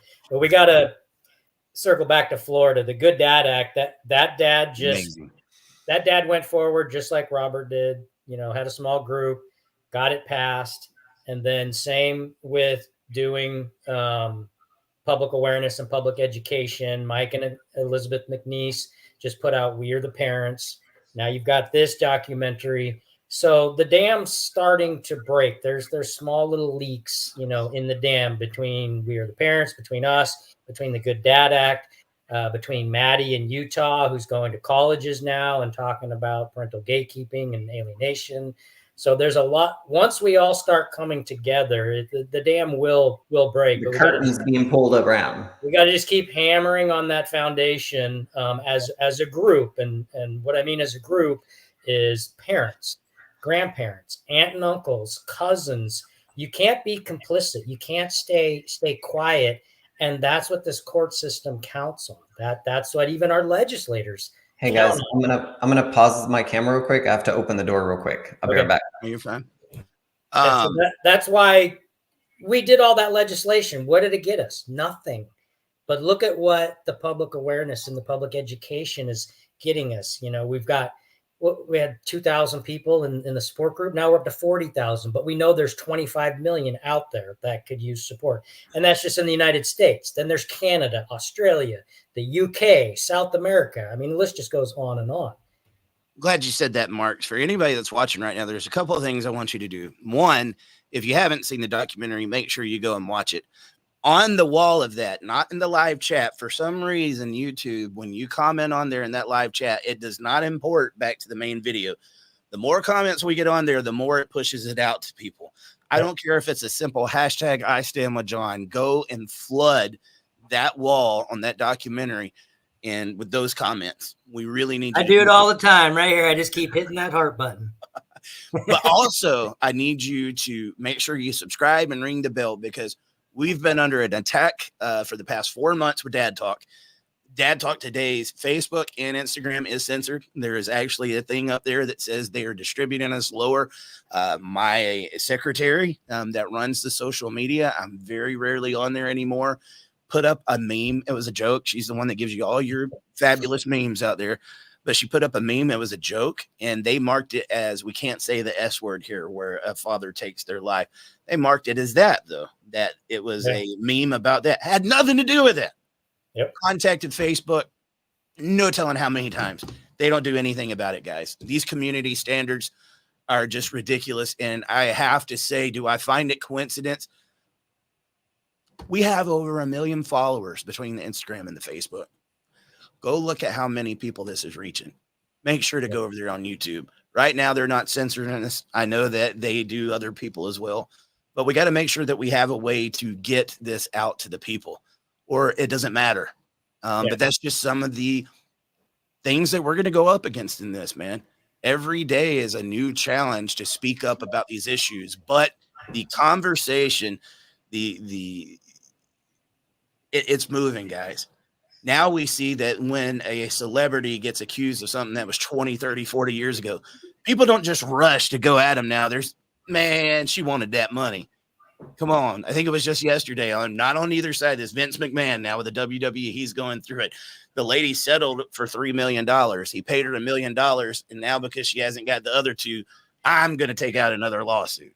We see this stuff going on, and it's starting to teach people what's going on. My fear is that 63% of men under 30 or 30 and under that are not getting married is just going to keep getting bigger and bigger. We were created, man and woman, husband and wife, to be together, to create children. It was the way that it was supposed to be. And people aren't doing it anymore. I understand why these guys are going their own way, 100%. But eventually, if this keeps going on, we're going to see some real we've already seen those consequences, but they're going to get worse and worse, guys. So the conversation is getting out there, but we're also seeing the consequences get worse from it. Somebody needs to do something. Yeah. Well, and it's, like I said, it's the awareness. Right now, people think, oh, child support is just because you're a deadbeat dad. No, go read the federal code. child support is for the state. It's not for the mom. It's not for the child. And definitely it's not for the rare occasion, like pissed off parent who got child support miraculously. It's not for anybody but the state. For example, the Kim and Kanye divorce. He's paying $200,000 to Kim. Kim don't need $200,000. They're both billionaires. Why does the state need to come in and say, "Oh, take this $200,000 and give it to them"? Because they make money off of it.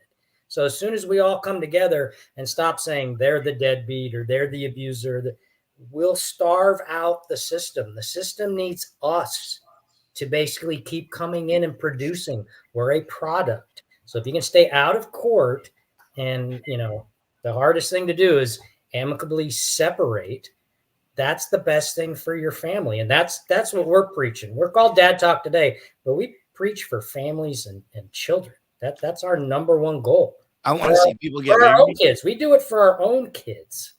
I want to see people get married, have happy marriages, raise kids inside of the nuclear family the way it used to be. Can we tell people that right now? No. It's dangerous. Be very careful. You know what I mean? Be very careful. I'm not the one to get dated. I'm a several-time loser, but be careful. Be careful who you date. Be careful who you marry. All of us are divorced, so we're all in the same group. Hey, I've been married 10 years. I'm 5 now, and I'm loving it. There you go. That's what I was saying yesterday, man. I knew I had the right woman when the only arguments I have is what we're going to eat for supper. And that is just an argument that we never seem to get over. It's every night. Yep. And And those are the type of women that you want to marry, that you should have married. So remember that. You see red flags, out of there, quick. No kids, no marriage, no ring, no nothing. Just go, quick.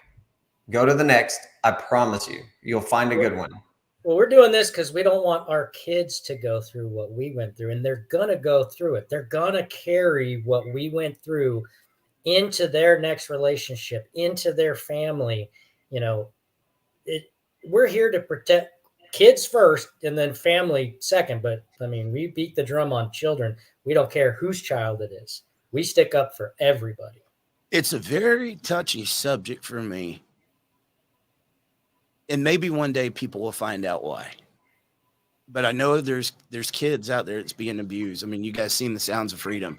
The one thing that didn't show was how the government gets involved in that trafficking too. I want you to think about this right now, man, and not to go into a political angle, but think about all the people that's coming across the border right now with that open border. We have no idea what's going on right now, guys. We do. Just last month alone, from what I was hearing earlier, they caught 21 known sex offenders coming across the border, like very bad sex offenders that is coming into the country. That's just the ones that they've caught. And terrorists. We have no idea what's going on right now, but the government's involved in this. I think when you look at like countries like Colombia or Mexico or something where the cartels are very well known, same thing goes on in the United States. It's just called big pharma. Politicians. Yeah. Yep. Some of the biggest cartels are known as our government, House of Representatives, senators.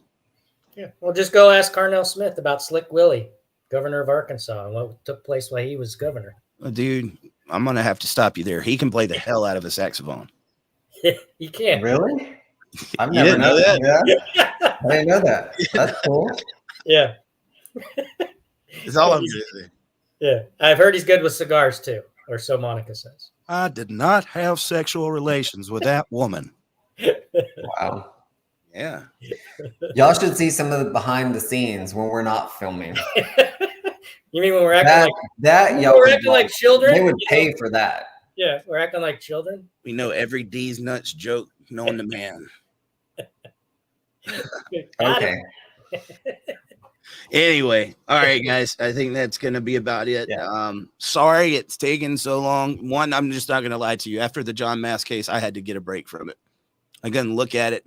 And every time I sat down and tried to work on it more, there's times I just can't even. It drives me crazy because it feels like you're not getting anywhere. I know we are, but it's the mental anguish that you go through Yeah. I've been behind the scenes. I've been working on the documentary, but 2024 has started off very hard. I went through a very bad sickness of about 3 weeks. It was something that was going around my whole area. Just about everybody I knew had it. It was like a respiratory thing. But then father-in-law has been in very bad shape, been taking care of him, taking him to the hospital last week alone. My stepson got in a car wreck. He's okay. Came out without a scratch, messed up the car pretty good. But then my mom fell and got hurt real bad. And it's one thing after another. But threes. Yeah. But when stuff like that happens, man, there's something that's wanting to shut you up. Yeah. And that's and you know, when times get hard and you feel like you got to quit, that's when you got to press the most, man, because I believe we're moving the needle, guys. Yep. And starting as of today, I'm coming back. I'm going to be doing a weekly episode. I don't know what on what day yet, but I'm going to start getting the podcast rolling again. But make sure that you're getting over there on YouTube, because that's where I'm going to be putting the most of my focus. For those of you at Substack, thank you for supporting us. I wanted to make sure this documentary went out to everybody, but they got 1 day early access last night, so they got to see the documentary ahead of time. And I got a lot of good compliments on that, and I appreciate you guys for that. But I hope everybody enjoys. Well, it's kind of hard to enjoy that documentary. Let's say I hope you appreciate it, and we'll use it for what it was designed to be used for. An education tool too, to anybody. If you're going through family court, anything, this is just a preview of what could happen very quickly in your case. So please like, share, donate to Dad Talk Today. As you can see, there's several more documentaries in the making, and all of them need funds behind them. And if you see me go mute for like a couple of months, I'll be back. I'll be back. I'm never fully gone, but one thing the audience needs to understand too, and I'd be remiss if I didn't, recognize Eric. He had an undiagnosed ear infection, and think about going, up in a plane and down and up in a plane and down. And I think it was Mr. Mass that finally convinced you to go in, but you traveled to, I don't know, 10, 12 states. You were coming off a CPAC where you were literally dizzy and having to go out and lay down and then come back in and do interviews. And that's what people, don't see. They think, oh, you guys are Superman. You can get everywhere because you went to 43 states. No, man, we get sick. We get injuries. We get family members. So kudos to you, Eric, for pushing through. I know what has happened, to you and the physical things that you've fought through and the mental things that you've fought through. Yeah. And I just want to, to your wife and your kids and your family, your mom, everybody, your father-in-law, everybody, I appreciate you. I appreciate them for letting us have you, because they're letting us have you. And just for you, for doing this, for having the will and the drive that I know that both Robert and I have. And that's what brought us, together. So I just want to give kudos to you and your family for everything. Yep. Appreciate that, man. I found out what that was. That was bad, man.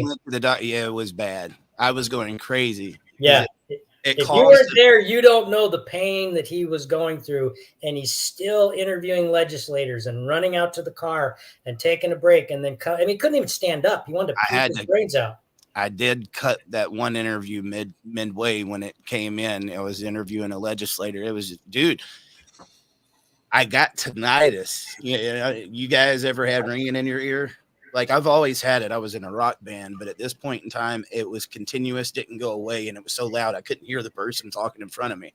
Yeah. At the same time, it was like somebody was standing on my chest. I think looking back at that, it was my anxiety kicking in because I had panic attacks. I was freaking out. Like, why is this going on with my ear? Yeah. And then when I was with John's dad, we spent 1 week, going all over the Northwest. I went from Montana, Washington, Oregon, Idaho. We went back through Idaho several times. I'm from Georgia. I didn't know what high elevation was. Or cold. I didn't know that messed with you. And so I thought I was having a heart attack and like literally dying. But Robert is such a caring guy, John's dad, that I didn't want him to know because he would worry about it. And so I lied about it for like 3 or 4 days and was just like gasping for air. And finally I was like, look, man, I got to go get checked out. I had eustachian tube dysfunction. They ran an ear test on me. I had went so many places within that 2 weeks. Going around doing the advocacy work that my head didn't know where it was, like with the elevation. And if you guys aren't familiar with elevation, that's scary. Oh, You know, I yeah. remember when we went to Colorado, we had to get canned air because we wasn't familiar with the air, and it was running some problems on us. But man, up there, Man. Seattle, the Seattle area, Tacoma, and everything was the worst. Because, like, you guys ever been to Seattle? You go up like this very Yes. big mountain, and you go all Yeah. the way back down, then you go all the way back up, all the way back down. And that was when it was getting worse. I just didn't know what was going on. But you know what? Things like that are going to happen. And I lot of only know people- about it a lot because of people don't I've know. got surfers here, so I kind of recognize what you were going through, because when you grow up surfing, you get a little ear infections here and there, but yours was worse. this Georgia boy ain't used to that, bro. Yeah. I didn't know what the hell was going on. Yeah. Now I know, you know, so the last couple times I've went up there, I'm prepared. I got my Flonase and my meds. And the last time we was in Lewiston, I was pretty okay. You know, before we get off of here, John, I hope you're watching this. This isn't about Eric Carroll. It's not about Mark Escobar, not about Garza. We are here. It's about all of us, but we are here for you right now. We are standing with you. I will not give up on this until your story is complete. And I believe your story will probably be with me for the rest of my life. You came to Dad Talk today to get your story out. We're going to get it out for no other reasons. I made that promise to you, brother. And I hope you're seeing this. And we're doing everything we can. Yep. Guys, please get out there, support the documentary. And let's give a shout out to Jeremy. That guy was a boss. Yeah, man. When we were in Idaho, Jeremy and another guy were basically competing, and it was amazing to see those guys come in and support us. Like we're running on fumes and on pennies, but we love you guys, Jeremy, and I forget the other guy's name when we were in Idaho, but thank you, brother. We appreciate you. They was competing. Yeah, they were. One dude would do 50, and then Jeremy would do 100, and then one came on and said, "I'll do 200. Can you match it?" And we were just sitting at that table at the Airbnb, and these guys were just going back and forth. You know, we love you guys and love your appreciation. You know, for helping us, man. These podcasts always go so long because right there when I think I'm going to end something else, I'm the worst at ending a podcast, and then it goes another hour. But somebody commented, "Dad's against discrimination support." Here's our Australian brothers. Hey, there they are. Yeah. I want to get there. Yep. That's one of the places I want to get to. Yep. If people see what's going on across, seas, man, like it's worse down there. What's here in America, and it's bad. It's one worse. thing I've talked to several people in Australia, and I've tried to find out, and I can't put my finger on it. And several of them didn't know either. And if you do know, I'd love to find out, is they don't know what their Title 4D is. The system is almost exactly like America, except worse. The false allegations and stuff that's going on over there is crazy. But just because they're across the pond, we got to start locking arms, guys. Yep. And there are some stories that are going on over there that I'd love for people to see. And I think the whole world is eventually going to stop and say, it's not just my country. It's not just my city. We need to band together. Yeah. And this is one of the places that I want to get to, but I just wanted you to know they even sent me a package, got me a hoodie and stuff. My daughter wears that hoodie to school every single day. So you are getting represented with pride. That's right. Yeah. I got to wear it one time. We love those guys. We love that senator down there. She is a boss. I mean, the interview that you did with them, Dads Against Discrimination, was awesome. Yeah. The superhero dads from the UK. If you're out there, we love you guys. The Canadians, we know all you too. We love you guys. We know all of you. If we could just, quadruple all three of us, we'd come see all of you and we can afford it. I'll come back to the UK, but I'm taking my own food next time. My own food, my own coffee. You guys got to find out what seasoning is. I take hot sauce You know, everywhere. everywhere I went, I was like, "You get a good cup of coffee? We have a proper cup of coffee. Proper. Yeah. I want a good cup of coffee." And like, it is. No, dude. No flavor in tea and crumpets. Dude. But I want to get these places. Another place that it's just hurting my heart because, dude, sometimes I get more messages from them than anywhere is Canada. Yep. Dude, I hear from so many Canadians and they're begging us to come up there and put some, awareness on it. Yep. I promise you, I got a passport. I would. There's that one thing that holds us back. Yep. Junior's up too. there. That and snow. Brian's up there. Hoogland's up there. Hoogland is going through the exact same thing that Jeff Younger is going through down here, and Ted Hidako's going through down here, and he's fighting it. And Brian Ludmer's up there. Kim McCord's up there. It's the same. It's just a different state. Yeah, dude. It's so much. Yeah. I have an article that says that, the U.S. is probably number 3 or 4, but Canada and Australia have it the worst. They have a higher percentage. Number 1 and number 2. Yeah. UK too. The UK is a little bit. UK and Australia takes the cake. Yep. But they had no constitution in Canada, which makes it worse. So we'll see about changing that. Dude, so I was talking to a guy from India today, and he was telling me about with his religion, that if the wife is not having relations with the father, that he can marry another woman. They can have up to 2 or 3 wives. In Canada? No, in India. Oh, in India. Oh, okay. Mark's like, really? Where? He's about to go move it. Dude, I really put up with I don't have to be Mormon. Nothing against Mormons, but they have those side rules where you can have multiple wives. I sat there and talked to him for about 30 minutes, dude. I just want to hear more and more. I was like, this is fascinating. Right. He's like, I'm thinking about getting me another one. It was like, what? Right? I don't even want one. You have 2? No. Yeah. One's enough. One's enough. One's plenty. I'm on 0 right now. I'm fine. All right. I think we better end this before it goes into some jokes. We get into our scooter comments and our. All right, guys, get over there. Make sure to share that documentary. It won't be so long before you see us again. It was good getting up with you guys as well. It's been a minute since I've even heard from these guys. So, thank you for participating, and we'll see you guys next time. See you guys. Thank you, everybody. Hey, everybody. Eric Carroll here. Thank you for tuning in to another exciting episode of Dad Talk Today. While we fight for you, we would ask for you to please help fight for us. Like, subscribe to our channel, and ring that bell so you get notifications every time we go live. There's also Super Chats, patreon.com/dadtalktoday, and other ways you can support our channel. Thank you for being here, and we will see